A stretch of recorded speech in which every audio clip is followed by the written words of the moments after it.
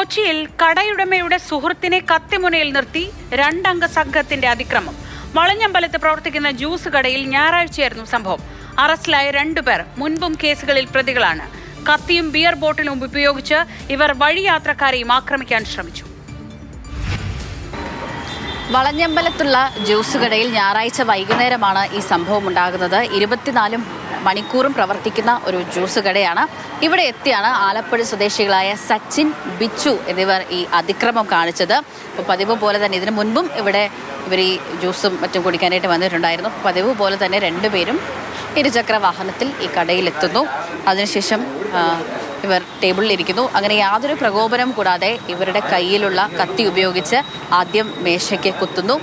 പിന്നീട് എഴുന്നേറ്റ് വന്നിട്ട് ഒപ്പമുണ്ടായിരുന്ന ഈ കടയിൽ തന്നെ ജോലി ചെയ്യുന്ന മറ്റൊരു യുവാവിനെ കത്തി കാട്ടി ഭീഷണിപ്പെടുത്തുന്നു. അതിനുശേഷം നേരെ മറ്റൊരു യുവാവിലേക്ക് തിരിയുകയായിരുന്നു. ശേഷം ഈ കടയിൽ സൂക്ഷിച്ചിരുന്ന ഈ പലഹാര പാത്രങ്ങൾ ഇട്ട് വെച്ചിരുന്ന ഭരണിയും അതോടൊപ്പം തന്നെ ഈ കാണുന്ന പോലെ തന്നെ ഈ ചില്ലുകൂടികളും ഒക്കെ തകർക്കുകയും മറ്റും ആയിരുന്നു.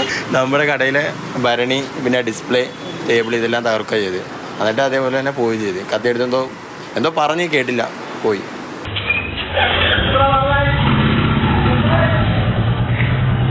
ഇന്നലെ ഈ യാദൃശ്ചികമായിട്ടൊരു കടയിൽ ആക്രമണം നടത്തി വഴിക്ക് വന്ന സമയത്ത് എന്നെ യാദൃശ്ചികമായിട്ട് റോട്ടി വെച്ച് കണ്ട് എന്നെയും കൂടെ ആക്രമിക്കാൻ ശ്രമിച്ചു.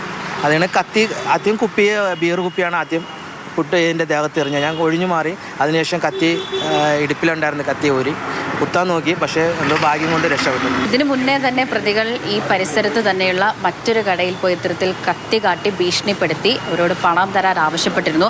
അപ്പോൾ ഇതുമായിട്ട് ബന്ധപ്പെട്ട കേസ് സെൻട്രൽ പോലീസാണ് ഈ സംഭവത്തിൽ കേസെടുത്തിരിക്കുന്നത്. പിടിയിലായ പ്രതികൾ സച്ചിൻ, ബിച്ചു എന്നിവർ ആലപ്പുഴ സ്വദേശികളാണ്. ഇതിൽ 1-ാം പ്രതിയായ സച്ചിന് ആലപ്പുഴയിൽ തന്നെ നിരവധി കേസുകളുണ്ട്. ബോംബ് എറിഞ്ഞ കേസിൽ ഇയാൾ 1.5 വർഷത്തോളമായി ജയിൽ ശിക്ഷ അനുഭവിച്ചിട്ടുള്ള ആളാണ്. മയക്കുമരുന്ന് കേസടക്കം അങ്ങനെ 11 കേസുകൾ ഇയാൾക്കെതിരെയുണ്ട്.